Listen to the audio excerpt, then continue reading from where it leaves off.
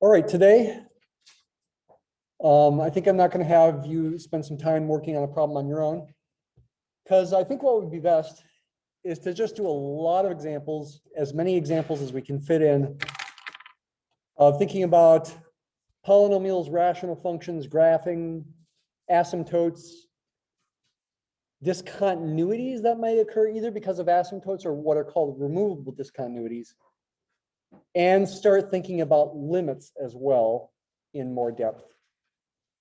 We'll think about all those in the context of various examples, probably mostly of rational functions. So let's go ahead and we'll start with a relatively simple example and then work our way up. Simplest kinds of rational functions are where the numerator and denominator are, say, linear functions. I mean, probably the simplest kind is where the numerator at the top is a constant and the denominator is a linear function. But let me make the numerator non-constant here.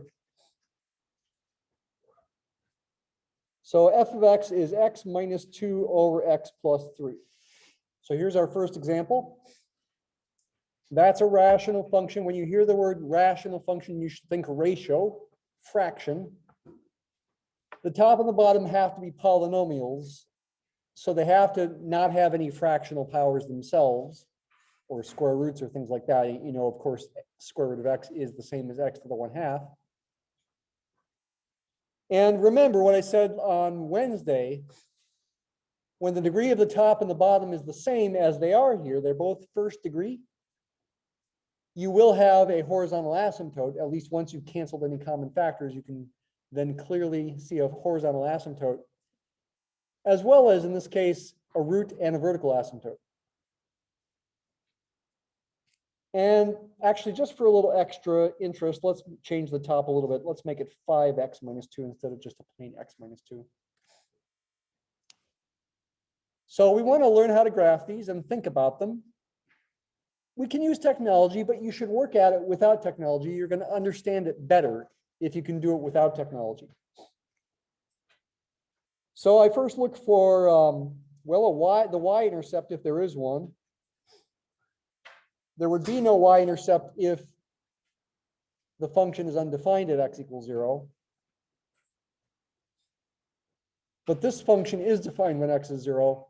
You can plug in 0 to find the Y-intercept, find f of 0. You'll get negative 2 over 3. It's negative 2/3.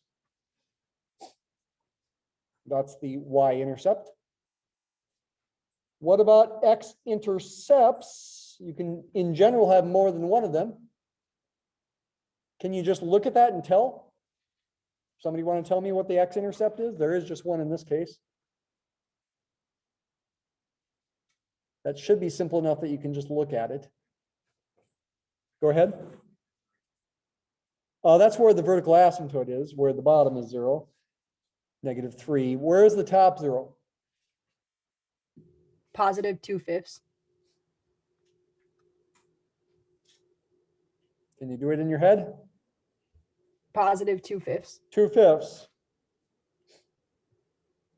Set 5x minus 2 equal to 0. Imagine that in your head. Add 2 to both sides. 5x equals 2. Divide both sides by 5. X is 2/5. And that would be the only x-intercept. X equals negative 3, like you said. That's where there's a vertical asymptote.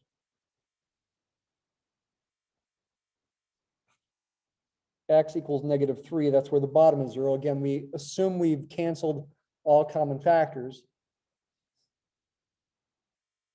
And yes, I started that way. I didn't have to do any cancellation. We will consider examples today where we do have to cancel common factors. And some unexpected things happen sometimes because of that. Horizontal asymptote, again, vertical goes up and down at constant values of x. Horizontal goes left and right at constant values of y. Horizontal asymptote will exist because the numerator and denominator have the same degree, 1. It'll be at y equals what in this case?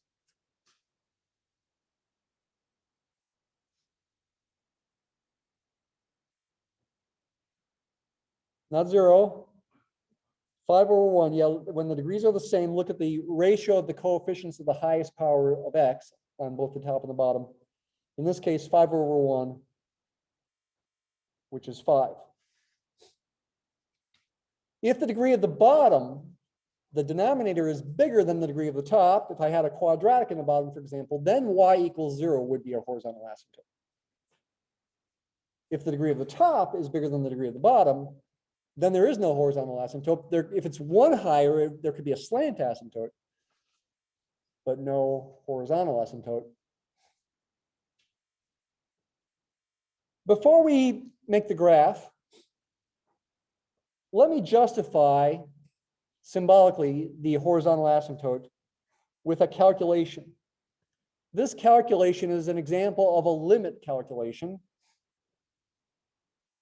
And I'm going to use some rules for limits. Limits is the subject of section 1.8, which you haven't read yet, but I'm going to introduce it to you now. You will read it over the weekend. You should read it. What is the limit of this function as x gets bigger and bigger, goes to plus infinity? So x keeps going forever and ever to the right. That's what you want to imagine. What does y approach? Actually, for rational functions like this, if you think about x going to minus infinity, in other words, to the left forever and ever without bound, the limit will be the same. Let me go ahead and just emphasize that by putting plus or minus infinity here. I'm allowing x to go to plus or minus infinity. This works with rational functions. It doesn't work with every kind of function. In fact, the inverse tangent function, arctangent, it doesn't work in the way that I'm showing you here. You can have two different horizontal asymptotes. The inverse tangent function actually does have two different horizontal asymptotes, depending on whether x is going to plus infinity forever and ever or minus infinity forever and ever.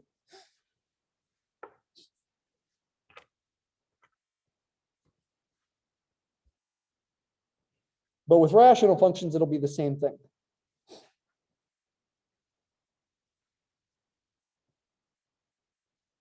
So I go ahead and plug the function in for f.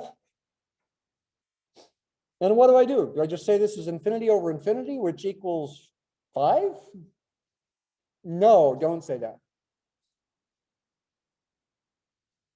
Infinity over infinity is technically undefined in general, though you can give it meaning as far as limiting properties. And in fact, the top is going to infinity here, in a sense, 5 times faster than the bottom. Because I have a 5x up there and I have 1 times x down there. The minus 2 and plus 3 don't really have much of an effect on the limit. However, to be rigorous in your justification, in this kind of situation, you really need to do well, not really a simplification, a rewriting of this fraction, so that the top and the bottom are not going to infinity as x goes to plus or minus infinity. How? How in the world could you do such a thing? The trick is to multiply by a disguised form of 1, and the disguised form of 1 is going to be 1 over the highest power of x in both the top and the bottom. The highest power of x in the top and the bottom is x to the first power. So I'm going to multiply the top by 1 over x and the bottom by 1 over x. If I do so, multiply it out, use the distributive property. You got to multiply times each term. 5x times 1 over x, that's just going to be 5. The x's cancel. Technically, as long as x is non-zero, but if I'm letting x get big positively or negatively, then x is definitely far away from 0, so I don't need to worry about that. And if I multiply times 2, I get minus 2 over x.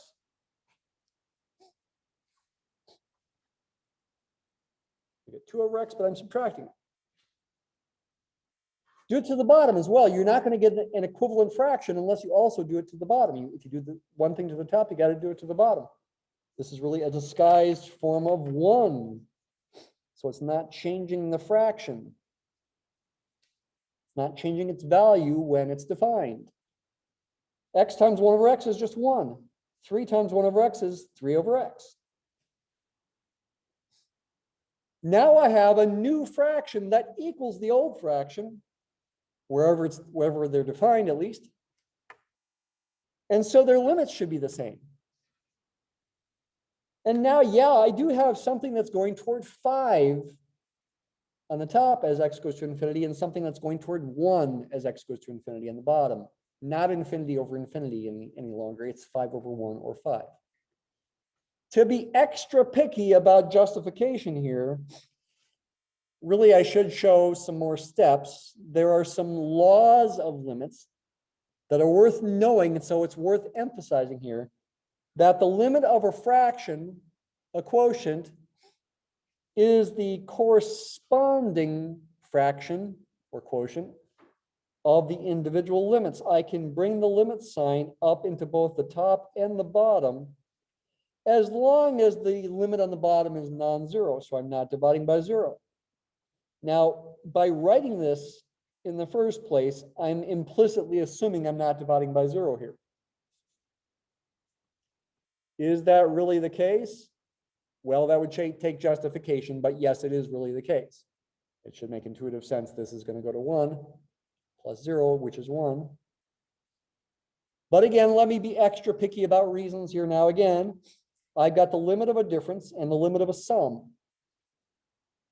More limit laws says I can take the limit of each piece up here and subtract those limits, and I can take the limit of each piece down here and add those limits. I can write this.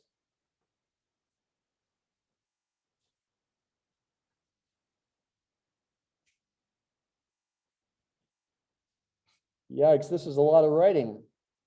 Dr. Kinney, do I really have to write all this on the test? Well, I'm not ruling it out. So for the moment, assume you might have to. Again, I'm implicitly assuming in all this that I'm not dividing by 0. That would technically need to be justified for this to be more rigorous. But we won't worry about rigor here because, well, this is nasty enough as it is. Am I done yet? Can I plug in numbers yet? Well, yes. The limit as x goes to anything of a constant, 5 is a constant, is just that constant, 5. That should make sense. 5 doesn't change as x changes, so no matter what, it goes to 5 as x changes, whether it goes to a fixed number or to plus or minus infinity. The graph of 5 as a constant function is a horizontal line at y equals 5. Same kind of thing down here with that one, to get a 1 there. What about these? Well, if I want to be a little extra picky about things, one more limit law allows me to pull the constants, the 2 and the 3, out in front of the limit sign, like that. That is another limit law. All I'm doing by writing these things is really emphasizing these limit laws, which definitely are worth knowing. They come up from time to time in this class, so it's good to emphasize them here. And that's what I'm doing. Would you always need to write this much? Not necessarily, but again, if I ask you to, you should be able to. But now what do I do? What do I do with these limits? Well, now here we're at the point where, well, these are the same limits actually that I'm circling. Limit of 1 over x as x goes to plus or minus infinity. What is that limit? It is 0. Both of those circled numbers are 0. We get, now we can get rid of the limit signs. 5 minus 2 times 0 over 1 plus 3 times 0. There's a somewhat famous YouTuber math professor out there called Black Pen, Red Pen. I guess I'm Red Pen, Green Pen here. And so I get 5 over 1, I get 5. The great thing about Black Pen, Red Pen, or maybe it's Red Pen, Black Pen, is he switches between his pens so fast you can't even tell he's changed which pen it is. I can't switch that fast. Look him up. He's got some cool videos. Anyway, the answer is 5. Wow, that's a lot of work to justify that. Again, do you always have to do this? No. If I ask you to, should you be able to? Yes.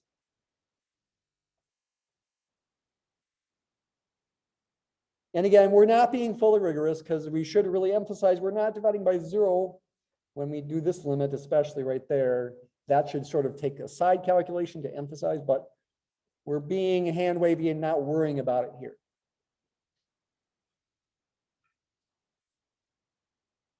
Ugh, it's a lot of work.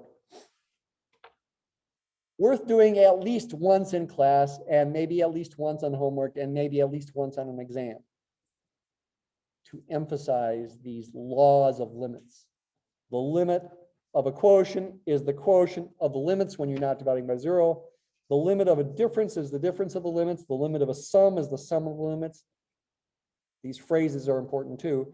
The limit of a constant times a function is the constant times the limit of the function. 2 is the constant there, 3 is the constant down there. You can find these limit laws in section 1.8, though they're stated in terms of, not in terms of x going to plus or minus infinity, but in terms of x going toward a particular number. The limit laws still work either way.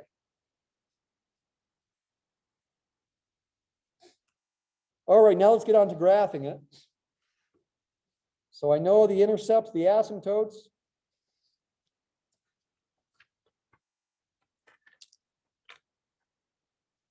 Start to graph it here.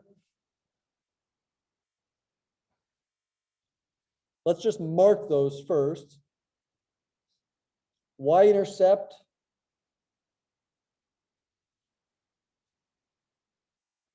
is negative 2/3.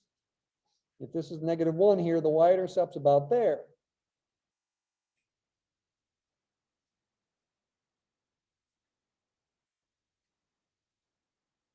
X-intercept, positive 2/5. If this is positive 1, the x-intercept's right about there.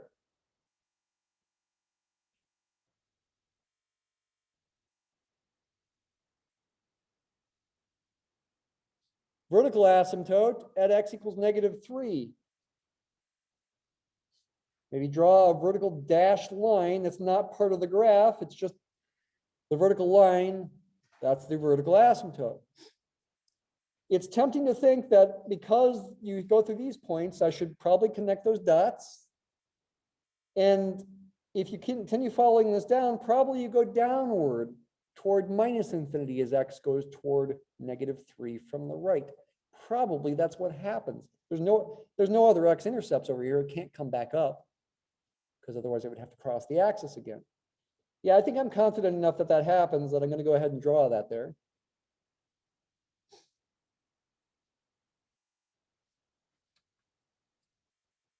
Is that really what happens? Besides using technology, I should probably confirm that in my mind just by thinking about it. Think with me carefully here. If you plug in a number x close to -3, but slightly to the right of -3, like -2.9, what will happen? Well, -2.9 plus 3 in the bottom of this fraction will be a small positive number, 0.1. -2.9 in the top of this fraction will be close to -17, right? Because if x is -3, you'd get -17. If you're at -2.9, that's close to -17. -17 divided by positive 0.1 is -170. When you're at x is about -2.9, y is way down at around -170. Yeah, this seems to be confirming what I'm showing you. It's not a proof, but it seems reasonable to assume that's going to happen. And if you let x get even closer to -3, like -2.999, it's even a larger negative number for y that you're going to get out. And it will be negative because the top will be negative and the bottom will be positive. Negative divided by positive is negative. Because of that, I can also write another limit equation. I can write the limit as x approaches -3 from the right to indicate that I'm approaching -3 from the right. You put a plus sign to the right of the -3. Weird, but yes, that's what we do. This plus sign does not mean -3 is a positive number. No, it does not. It means I'm letting x go toward -3 from the right, from the positive side, so to speak, even though x will be a negative number. Question?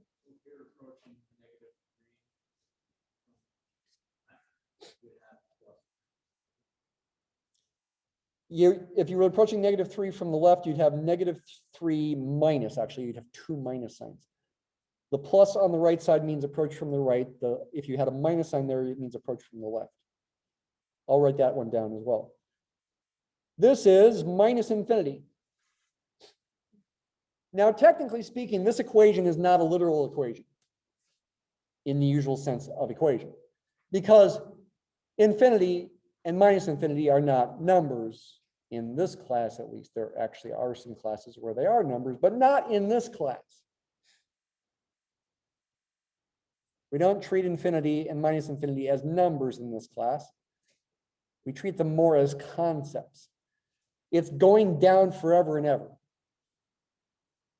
It will eventually get below any horizontal line if I make x close enough to -3. Does that make sense?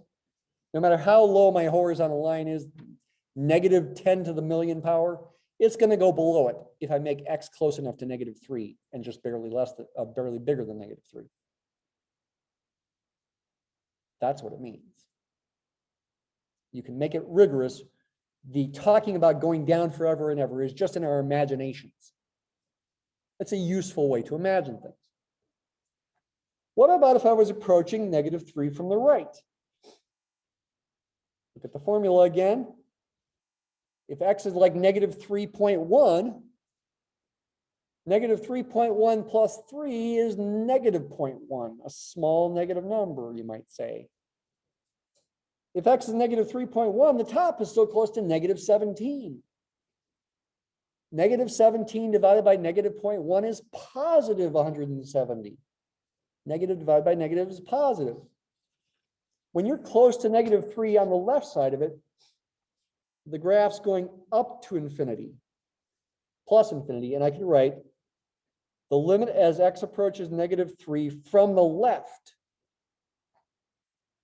That second minus sign means from the left. I'm letting x get closer and closer to -3 from the left. -3.2, -3.1, -3.01, -3.000000001, etc.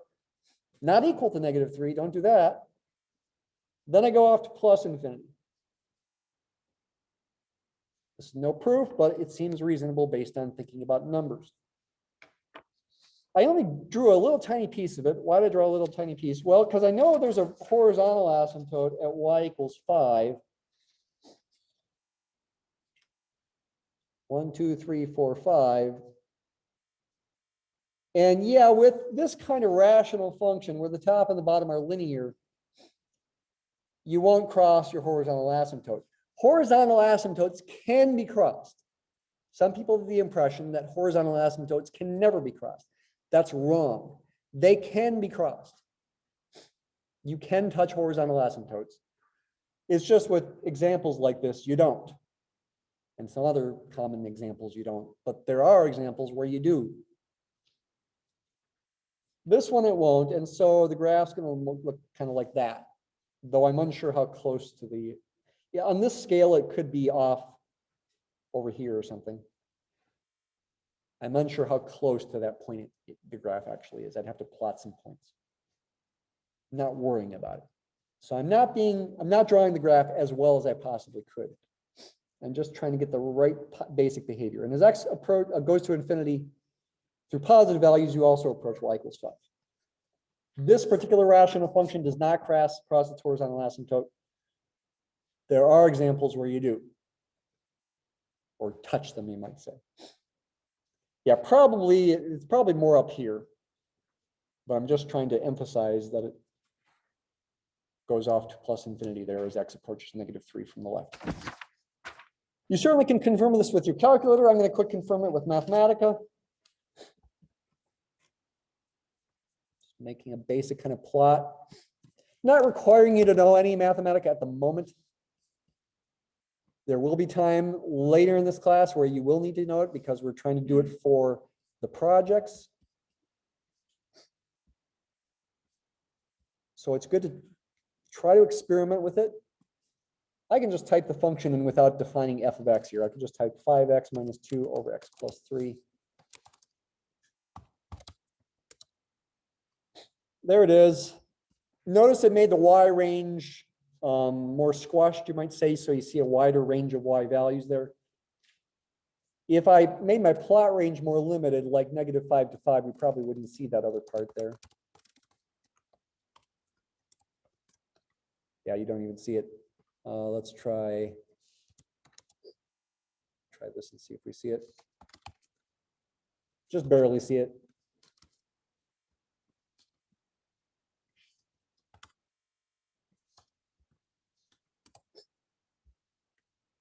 Let me also plot the horizontal line at y equals 5.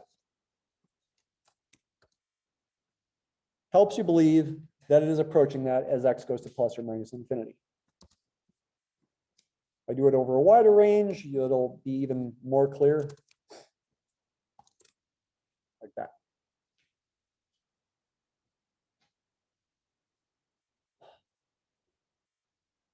By the way, that is one benefit of Mathematica over a calculator, is it's very easy to just copy and paste things really quickly and just make small modifications if you want to very quickly.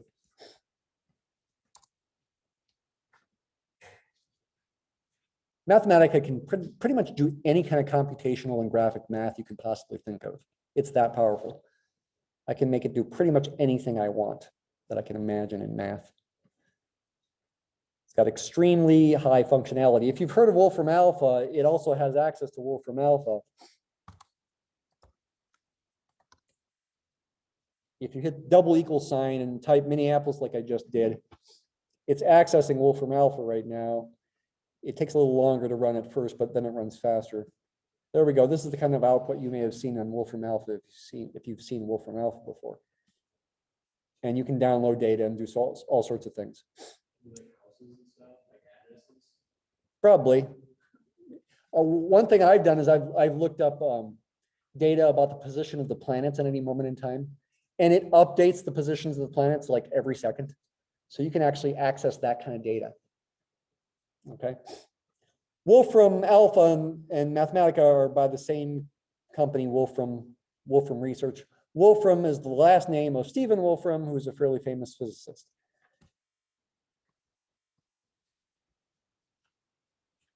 All right.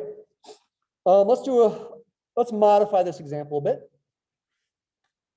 A question? Is that better? Yeah. Sorry about that.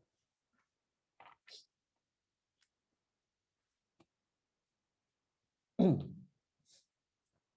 me let f of y equals f of x be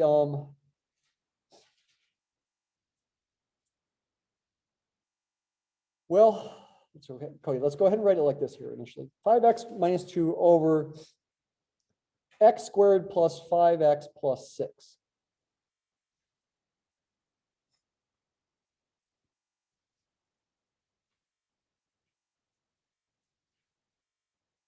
So I kept the numerator the same. I changed the denominator.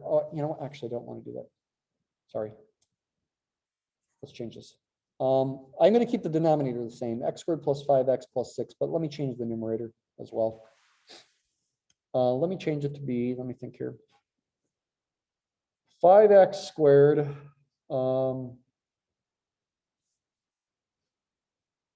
plus 13x minus 6. And I'm hoping I didn't make a mistake in my mental calculation I was just doing there. All right, once again, a rational function where the degree of the top and the bottom are the same. So does that mean it's going to have a horizontal asymptote? Yeah, it does in this case, and it will still be at y equals 5. However, before you try to find especially the intercepts and vertical asymptotes, it is imperative to factor. The bottom factors pretty easily to x plus 2 times x plus 3. Right? Think about that. Believe you could factor that like that on a test in the time pressure of a test? You want last times last to be 6. So the possibility, and it's need to be positive 6. So the possibilities are 2 and 3, 1 and 6, or -2 and -3, and -1 and -6. But the middle term is a positive, so you know you need plus signs in there, and you want these two numbers to add to 5. If you're rusty on your factoring skills, that's something to review before the exam. Top is a bit harder to factor, but it does factor. In fact, I purposely was doing calculations in my head to make sure it factors like this. Let me double check it. First times, I'm foiling in my head now. First times first is 5x squared. Outside times outside is 15x. Inside times inside is -2x. Last times last, and well, 15x minus 2x is plus 13x. Last times last is -2 times +3 is -6. I purposely picked it in such a way that I get cancellation. The x plus 3's cancel. Does that usually happen? Well, not with sort of random quadratics, it will not. But if the teacher makes the quadratics so that happens, then it will. And usually, oftentimes, teachers do make it that way because they want to test, do you know to do this? And so what this does is it simplifies to a simpler rational function as long as x is not equal to something. What can x not equal there? -3. It also can't be -2, but that's already a place where it's undefined. Probably worth mentioning it as well. It does, yeah, you're way ahead of us. Good job. I'll just say it's already undefined at x equals -2.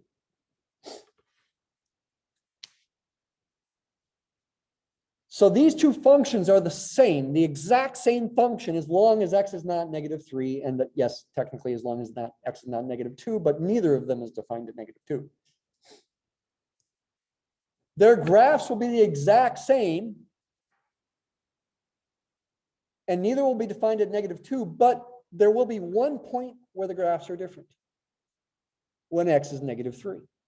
Because this one is undefined at -3, and this one is defined at -3. But this one, if you think about it, can't possibly have a vertical asymptote at -3. Does that mean this one has a vertical asymptote or not? Whoever said that a minute ago was on the right track and says there's a hole in the graph, a point missing. Did you say it? It does fail to be continuous, you're right. But there's no vertical asymptote at x equals -3. Let's quickly graph this now. I can plug in 0 to find the y-intercept. I'll get -6 over +6 is -1 for the y-intercept. The x-intercept only occurs at 2/5, not at -3. The original function is undefined at -3.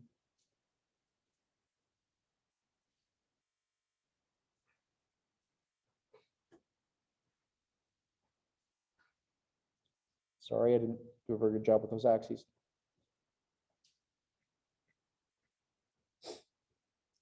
Once again, there is a horizontal asymptote at 5. Only vertical asymptote is at -2 now.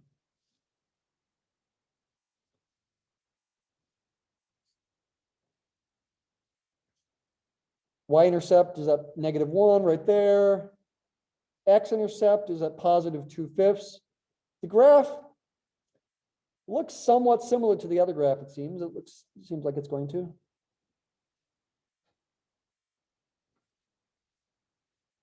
It is not the same graph. For one thing, though, the y-intercepts are different.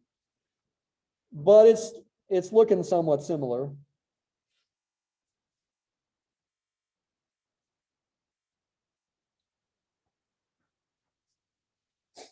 Pretty similar to the other graph, except I made a mistake because I was forgetting something as I drew that. What's my mistake? Well, okay. There's supposed to be a hole after. Actually, it's only a mistake if I do this. What's my mistake?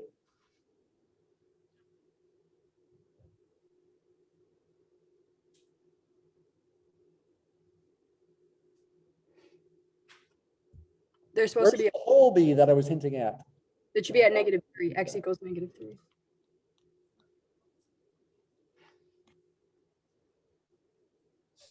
Well, it's got to be this part where it's concave out because it occurs at x equals -3. There's a point missing on the graph at -3.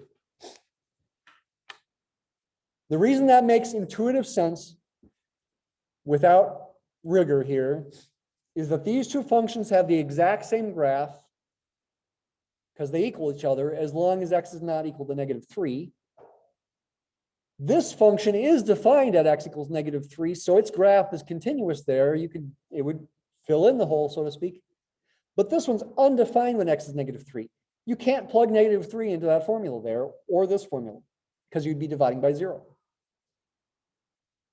But it doesn't have a vertical asymptote of -3. Instead, it's a hole in the graph, a point missing. Would Mathematica see that or not? Well, Mathematica is smarter than calculators, so to speak, but I'm not positive that it will see it. I think sometimes it has and sometimes it's not. When it gets down to it, it is still just plotting points and connecting the dots, so to speak. Oops.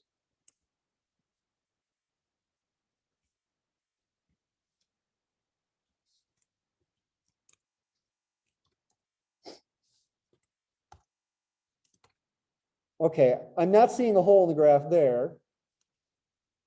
Maybe my plot range needs to go higher.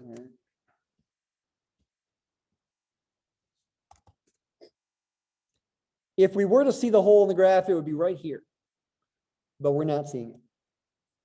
It's because mathematics is just plotting points and just connecting the dots and not worrying about holes. That's why we don't see it, so to speak. Of course, you might wonder, how could you possibly see a hole in the graph since it's just one point missing? And a point, has no area. So how could you even see it? Well, we see it because we emphasize it in our drawings by making little open circles. That doesn't mean the point is a circle. It just emphasizes there's a point missing. If I define this thing as a function of x, I write f of x, define my function this way, this function is undefined at -3. Indeterminate, that means undefined. However, this is the most important point. It's got a limit as x approaches 3. I think Mathematica will be able to do this, or -3, I meant to say. 17.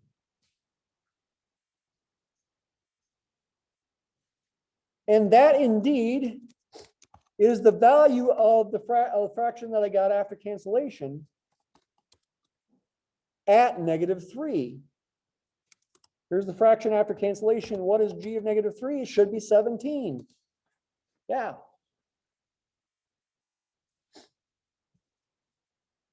F of x and g of x are the exact same function. If I put an f of x in here, now that I've defined f of x and I put a g of x in here as well, the graph's not going to look any different than what I just showed you because they're on top of each other. I did make the horizontal line a different color. That's because it's imagining graphing three things. It did change the blue curve to a sort of an orangish one. Why orange? I'm not sure. It is kind of mixing the colors of these functions to really emphasize that they're both there. I bet if I make one red and one blue, it'll make the graph purple. I guess I'm wrong. It's doing the overlay. Okay, let me make the red a thicker red.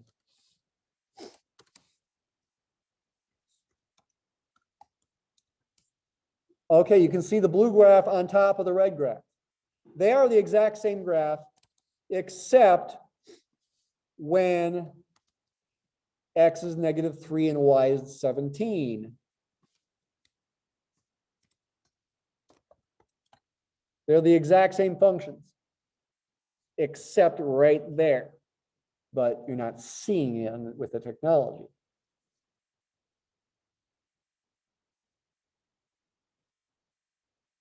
So limits can exist. The moral of the story is limits of functions like this can exist as x approaches -3 in this case, as numbers, in this case 17, even though the function is undefined there. This purple function, not the red one, but the purple one, same as the original purple one, is undefined at -3, but the limit does exist as you approach -3. There's not a vertical asymptote there. It exists as a number, 17 in this case. There's a hole in the graph. The function does fail to be continuous at -3. Continuity on the intuitive level means you can draw the graph without picking up your writing utensil. Of course, even this graph fails to be continuous at -2, because you'd have to pick up your pencil. Although it's not even defined at -2, so you might say that's not fair. It's continuous where it's defined. It's just that it's undefined at -2.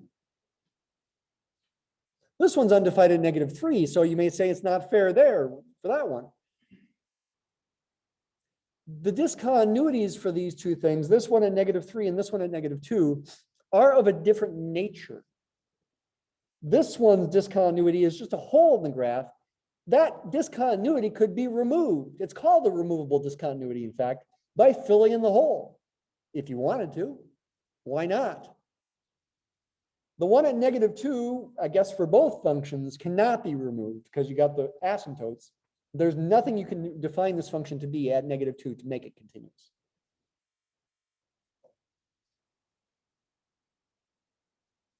These concepts, limits and continuity, are at the heart of calculus. They're a big part of what calculus is all about on the foundational level, at least. In terms of applications, you might say ultimately you don't have to think about them much. Sometimes it's worth thinking about them for applications, but in terms of understanding the foundations of calculus and what calculus is all about, limits, and in fact, limits can be used to define continuity, are the foundation. They are what separates calculus from algebra. They are the key conceptual step to differentiate, pun intended, calculus from algebra. Differentiate means derivative. It's a calculus thing. That's why it's a pun.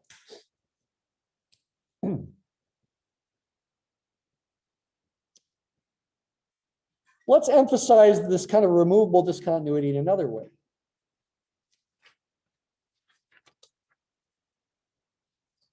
Let's consider the function f of x equals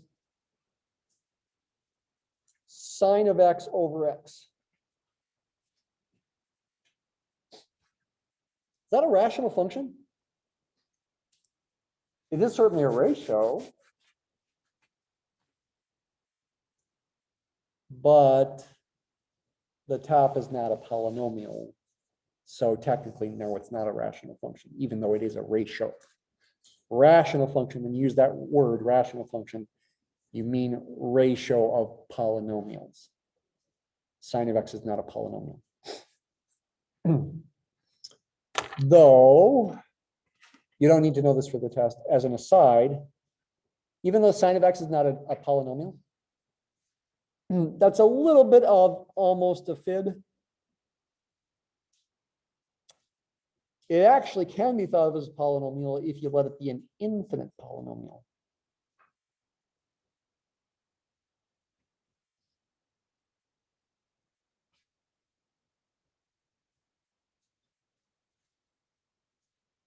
What in the world am I doing here?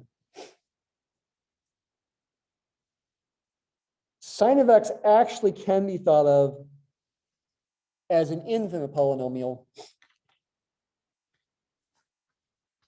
if you happen to choose the infinite polynomial that I'm hinting at. 6 is 3 factorial, by the way. 120 is 5 factorial, which means if you've forgotten factorial, 5 times 4 times 3 times 2 times 1. 3 factorial is 3 times 2 times 1. 5040 happens to be 7 factorial. 7 times 6 times 5 times 4 times 3 times 2 times 1. You don't need to know this for the test. It's not a calculus 1 topic. What I'm just showing you here is a calculus 2 topic. So saying sine of x is not a polynomial is almost a little bit of a fib. Almost. It's not really a fib because technically polynomials don't have infinitely many terms. But if you decided to change the definition of polynomial to allow infinitely many terms, then it would be. But that begs a question, what does it mean to add together infinitely many things? You should have done that before. In algebra or pre-calculus, you should have talked about geometric series. Ring a bell? Those are infinite sums. You can actually make sense out of it. Even though you can't literally add up infinitely many things. You know, you can't just keep adding forever and get an answer. Because nobody can keep adding forever. You got to stop at some point. You know, if we're in eternity with God, and we're trying to do an infinite sum, yes, we can keep going forever and ever, but you would never stop. So that doesn't really make sense of an infinite sum completely, what I just said there.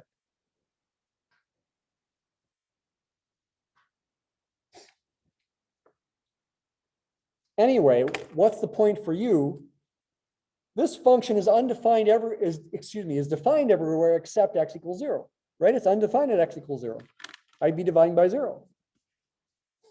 However, if you plot it,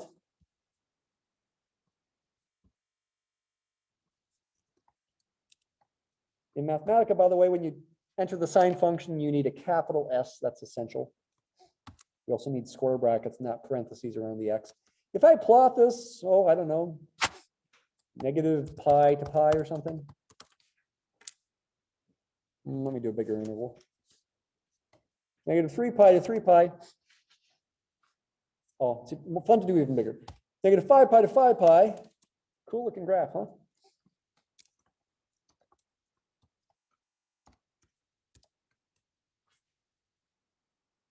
Looks like it's defined at 0, doesn't it? Well, there's a hole in the graph. There's a point missing. It is undefined at 0. Sine of 0 over 0 is undefined, indeterminate. But it's got a limit as x goes to 0. You can see from the graph, it looks like the function is approaching a y coordinate of 1 at the top of the graph here. The limit of sine of x over x as x goes to 0 does exist and does equal 1. The discontinuity there is removable. I can just fill in the dot there if I want. You might say it's like a dumb discontinuity. Why would you want to just have a hole in a graph? Why not just fill it in? And again, technically you might say, well, you know, saying there's a discontinuity at 0 is not fair because this function is not even defined there. It is continuous where it's defined. All right, well, I could do a piecewise function and define a function to equal sine of x over x when x is not 0. And how about 1 when x is 0?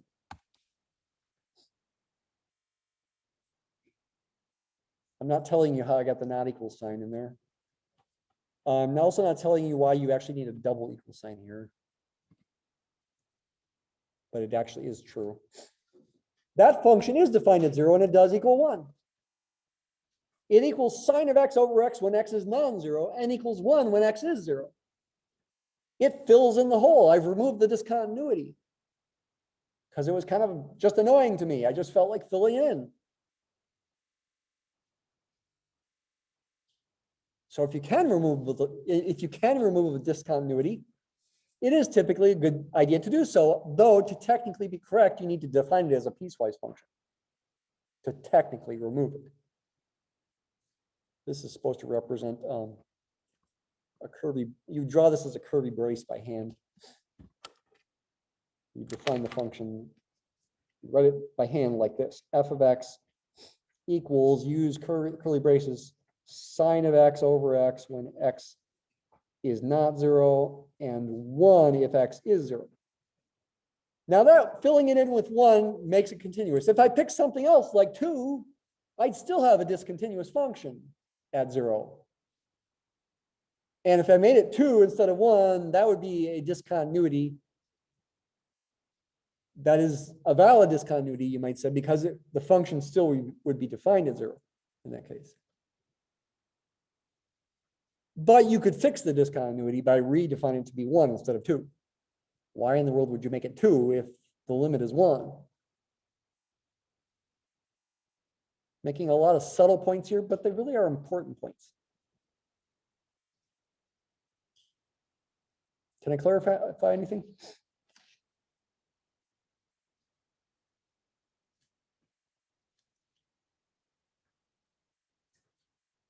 All right, let's do another example. I think for the sake of time, I'm going to do the examples from now on mostly in Mathematica, because that'll allow me to do more examples. I will save this file and put it on Moodle so you can download it. And if you've got Mathematica loaded, it should open and you can experiment with it. And I would encourage you to experiment with the things I'm showing you. If you can certainly mimic the kind of code that I'm using. I'm not really explaining the code. You can certainly just mimic it and make modifications to it. If you make mistakes and accidentally delete a comma, then the code won't work. Like if I delete this comma, then it won't work anymore. And sometimes you get errors. Or if you forget a curly brace like this one, if you delete that accidentally, then you'll get errors. It says there's an error. So you want to be careful that you don't delete things you shouldn't delete. Mathematica, it really is best learned by just experimenting with it. Not only with what I've done, but you could also go to a help Wolfram documentation window where you can search for different commands, like say the plot command, and see a bunch of different examples. There's a plot of the sine of x. Capital PI is one way to represent pi in Mathematica.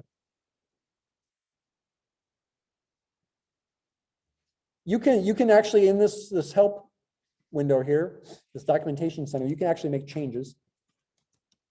Change that to a cosine, the graph changes. Change this to 60 pi, the graph changes. Don't worry about it, it won't save what you do. I can exit out of there and go back in and it would be back to what it was originally. So don't worry about if you're gonna wreck it if you make that change.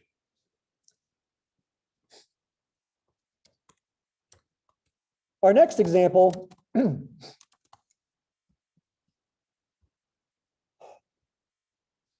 let's make the top be say x squared plus 5x plus 6. And let's make the bottom be a linear function. And let's make this one not have any common factors with the top. So the top can be factored as x plus 2 times x plus 3 here. I see some people writing down. That's probably a good idea to write some of these things down. Even though I'll put this on Moodle. If I typed an x plus 2 or an x plus 3, then I'd be able to cancel common factors. Let me put something different. How about x minus 4? Let me do some things by hand here as well before we graph this. So x squared plus 5x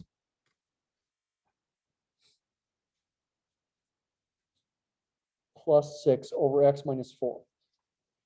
Here's a situation where the degree of the top is 1 more than the degree of the bottom.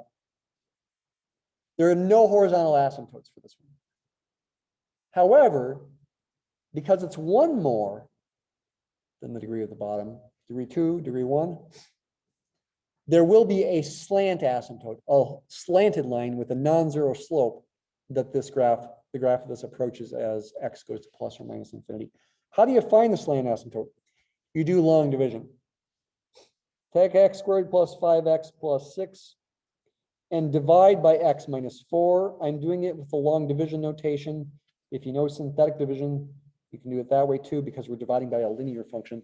Synthetic division doesn't work if the bottom here was, say, a quadratic or a cubic. You have to be dividing by a linear. Long division always works. So I'm taking this divided by that. The way to do this is to look at the highest powered terms and say, okay, what do I need to multiply that by to get that? X. Put the x up there.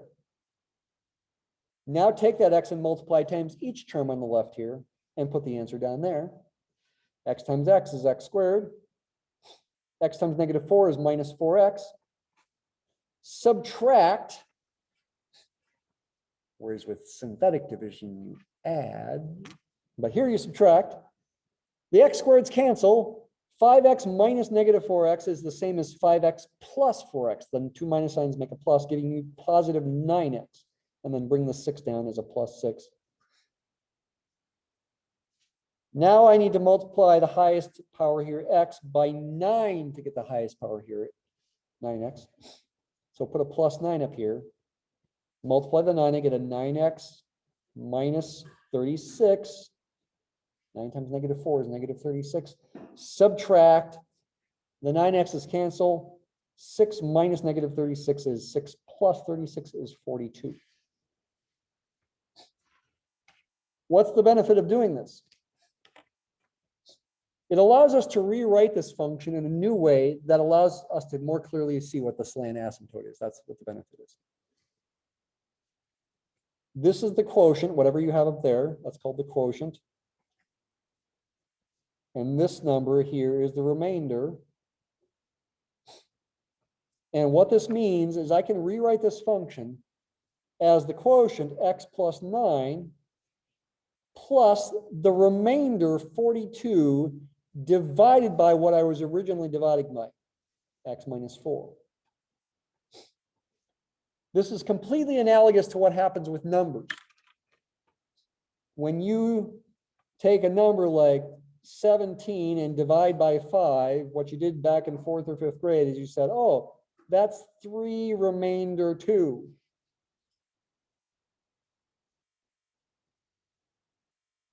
When you got a little older, you said, oh, it's 17/5 or 3.4. But back in 4th or 5th grade, you said 3 remainder 2. What does that mean? It means 17/5. I guess once we're in 6th grade now, we would think of it as 17/5 is the quotient 3 plus the remainder 2 divided by the thing I was originally dividing by 5. 3 2/5. Yeah, as a mixed number, you'd write 3 2/5. That does equal 17/5, which does equal 3.4. But focus on this part of it. There's the quotient. There's the remainder. Completely analogous to what I got here. Quotient, remainder, and then thing I was originally dividing by there. Is there a way to check this? Yes, you could get a common denominator of x minus 4 and then add the fractions and simplify. You should get this. That would be a good exercise for you to do after class today. Maybe after you make sure you upload your notes. By the way, I still haven't graded the ones uploaded from Wednesday. I've got to do that after class today.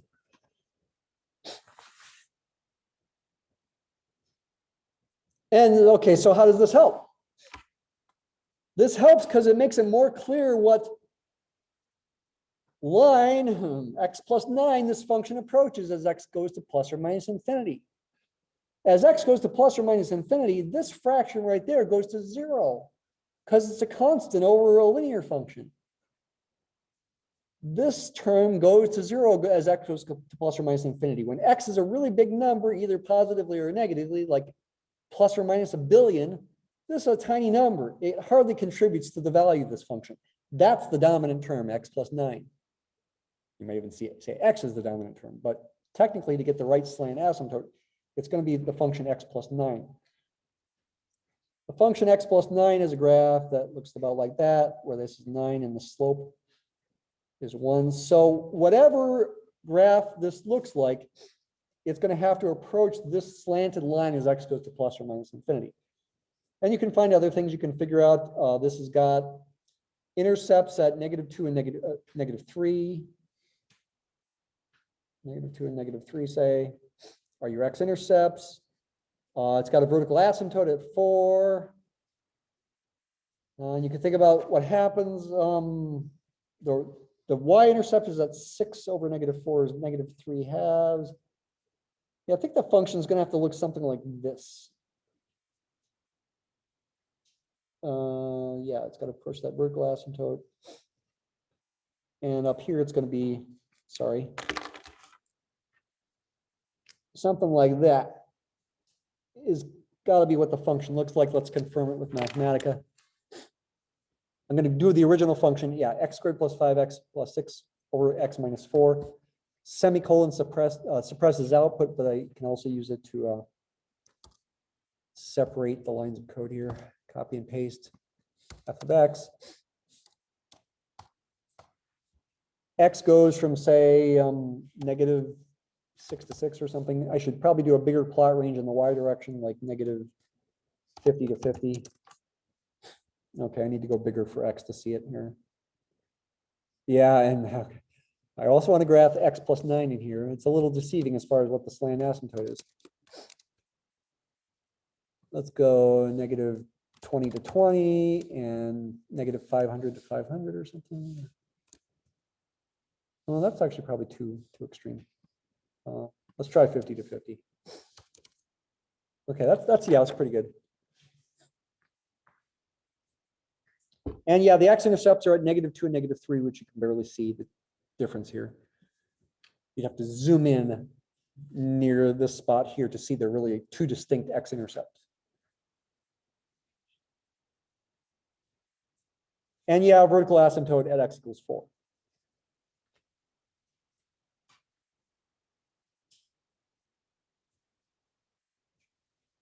If you had a really crazy looking function where still the numerator was a higher in degree than the denominator,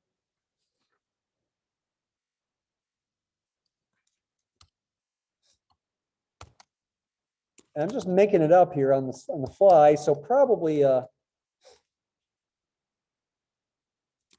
it's not easily factorable.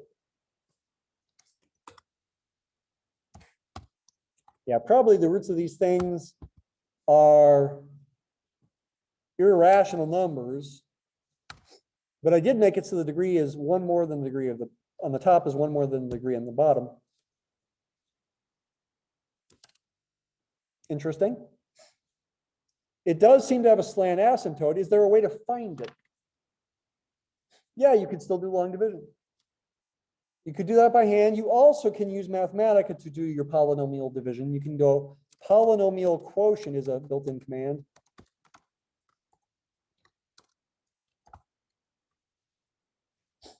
I want to divide the top by the bottom. And then I think I need an extra x in here to get the answer. Hey, how about that? It's the same slant asymptote. I did not expect that. What are the chances that that would happen? That's pretty amazing. I am shocked that that happened by accident.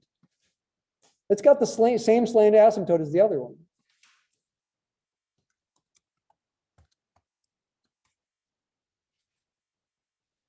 Just by chance. Amazing. The remainder is not necessary to figure out that slant asymptote, but you can find a polynomial quotient remainder. Do I need, is it? Yeah, it looks like maybe it's that. No, that's not right. Maybe just polynomial remainder.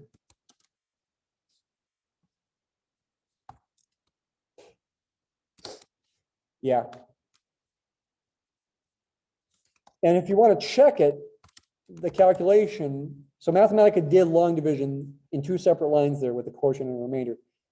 If you want to check that the quotient 9 plus x plus the remainder 35x minus 62 divided by the original thing you're dividing by does get you back to this original function, you can use expand like I'm doing here.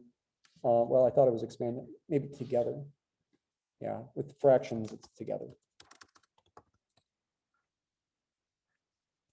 Notice that does equal this, though the terms are in the opposite order. Question?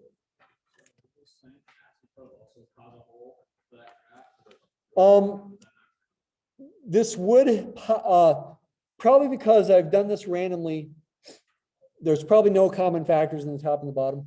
So no common factors to cancel. So there evidently is a vertical asymptote somewhere near 3. And evidently, if there's no common vertical common factors that can be canceled, there's actually 2 vertical asymptotes, you just can't tell. The top is 0.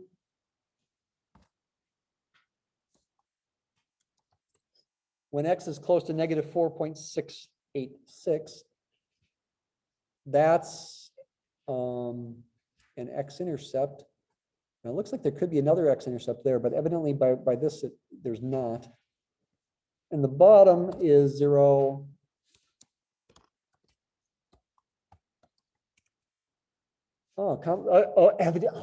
That was good that I saw that.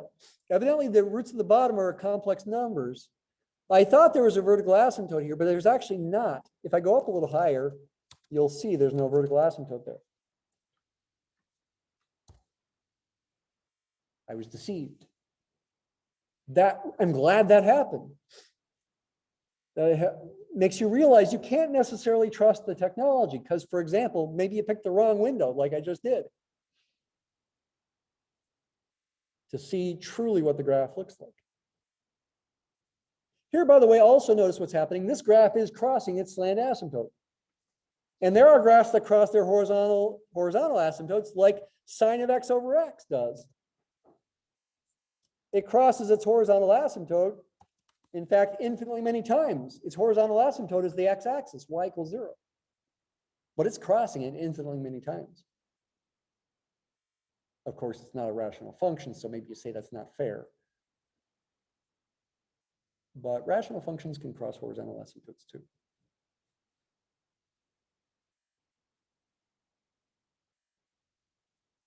All right, that's it for today. Have a good weekend.